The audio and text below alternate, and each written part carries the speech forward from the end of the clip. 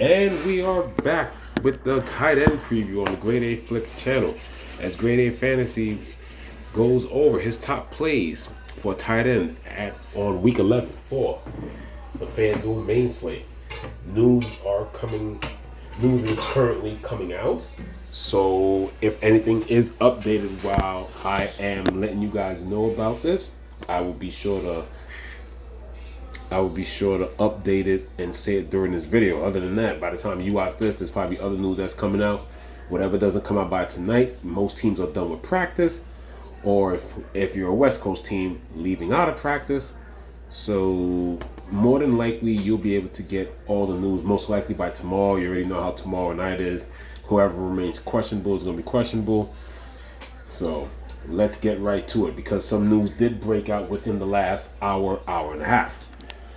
First off, we'll start with Kittle. This is a big one right here because he's still questionable with a hamstring injury. So if he does not make it, and he'll be most likely looking like a game time decision, it's a headache for him being a game time decision because he is a 4 o'clock start.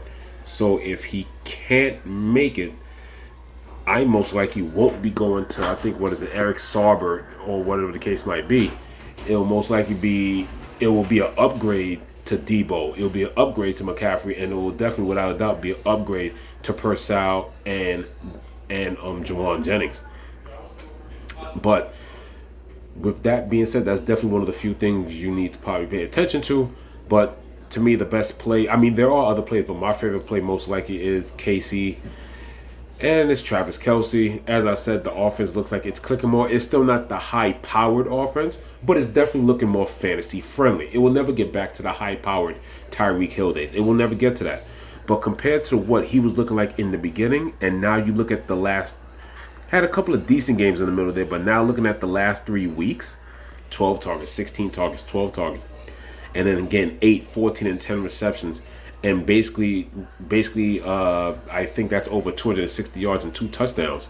And basically averaging 17 and a half, closer to 18 fantasy points a game. Travis Kelce is my number one play for FanDuel, even at 7,400. These numbers that are Kelce, the only thing that's different is he's not having a monster touchdown game. He's getting a touchdown here, a touchdown there. I think he has one game with 2 TDs, maybe. No, everything has just been 1 and 1 recently. Now, big idea with Kelce. Like I said, you definitely have a decent sample size against the Bills. I think he had 6 or 7 total games against Buffalo, but in the last 4 or 5, which will be when Josh Allen was there, when it's just about the same defensive scheme of playing too high, keeping everything underneath, you have a Travis Kelce that has 37 targets, 25 receptions, 305 yards, and 4 touchdowns. That's the reason why you're pretty much gonna get that kind of Travis Kelce. And if I said 37 targets in 4 games, that's about what you have in the last 3 games right here. So I really do like. Well, you probably damn near almost have 40 targets right there, but Travis Kelce is definitely one of my favorite top plays. I definitely like Njoku with Jameis Winston. He's definitely a solid target. Not gonna dominate the targets because everybody think that'll be Cedric Tillman, Jerry Jeudy, and it looks like Nick Chubb is getting healthier and healthier by every week. But for 6,600, just enough, and he's an inside consistent red zone target. So 6,600, definitely a nice play for Njoku. There were rumors that Mark Andrews wasn't going to make it, but now that no, it was Isaiah Likely. But now that Isaiah Likely's there, that's pretty much a coin flip the way they use Andrews and Likely. So I'm gonna skip all the way down to Tucker Kraft. Tucker Kraft should be able to attack that Bear zone. Tucker Kraft now is being definitely more consistent for the Packers lately. 6'3", 4'4", 5'9". Has the ability to get some deep passes and some runs after the catch, but as you can see, after that blow-up game of 2 touchdowns, pretty much stays consistent with his red zone looks and efficiency and the ability to run after the catch, which he can do. The big news here, injuries that literally just broke within the last hour and a half. Dalton Kincaid and Sam Laporta are both out. So, with both of them out, let's go down to their budget plays. We'll just skip everybody that I want to talk about and we'll go right to him. I love Dawson Knox better. He's kind of like in my top 3 because not only do you get an even cheaper Dawson Knox, but KC is the worst against tight ends. And Dawson Knox has sample size, and they do run 2 tight end sets even while Josh Allen was there. Knox was the man until Kincaid got there. They kind of ran two tight end sets, and then Kincaid kind of took that over. I think you're going to get some good old Dawson Knox old games where he's going to get 4 to 7 looks, most likely. Definitely raise Dawson Knox into your personal notes and rankings if Amari Cooper is out once again. And then I'm just gonna get this out the way now. I mean, we do have another injury that involves Seattle, but I'm not really feeling this move. All this means is that that's probably more looks. Brock Wright, and I think it's Silvestre. Jake Silvestre is probably the next 2 guys up. And I'm just gonna be honest with you. I don't really like or care for either one. All that means is Jahmyr Gibbs is going to get more passes. It means more looks for Amon-Ra, and I think that even means more because since Sam Laporta is definitely one of their best combo tight ends or whatever. I mean, they could possibly get a look here and there, but that just means more looks for JMO as well. So that's not something. But if you're looking for value and a different type of value, definitely won't be high owned. Brock Wright 46, Silvestre is probably a little bit lower down the pike, and I don't even feel like scrolling no more because I can't even find him. I should have just there you go, Shane 4,000. So he's the flat minimum. Let's get back up here to where we were at. Noah Fant is also out for Seattle, so we'll just talk about this real quick. I did roster Barner a couple weeks ago.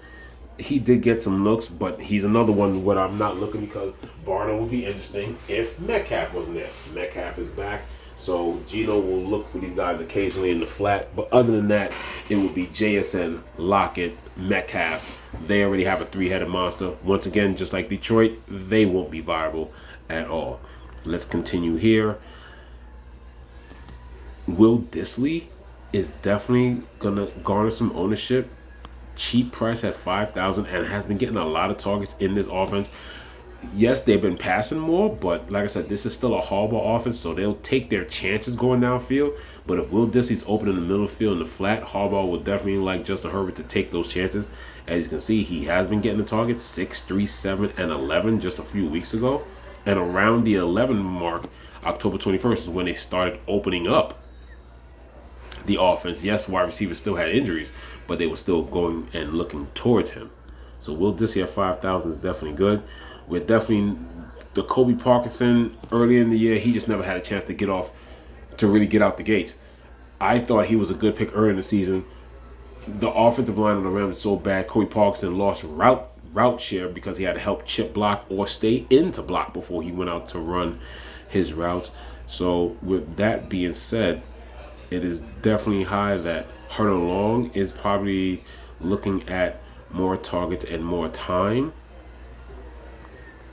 And then along with Hunter Long, I think if I'm not mistaken, Davis Allen is definitely looking like the combo to go with.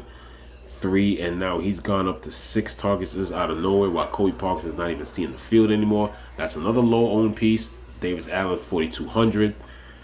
And after that, besides those cheap-owned dart throws, there's not really much I like here. I think everything else is like, every now and then, like I said, he's a favorite. He's a favorite of Sean Payton, so he does get looks, but this is like something for the Millie maker. And I don't even think it's even good for the Millie maker. Adam Troutman at 4,700. But that is the preview of the top plays for the wide receiver position, week 11. That is the last video for the week. Like I said, I split this up from the defense because, like I said, defense had so many great cheap plays. I wanted to give that its own shine. Thank you for tuning in. Good luck with another 48 hours left or less than 48 hours and counting to the week 11 main slate. Good luck with your final bits of research. Please like and subscribe. Leave your comments on who your top plays are. This is Grade A Fantasy. Signing off.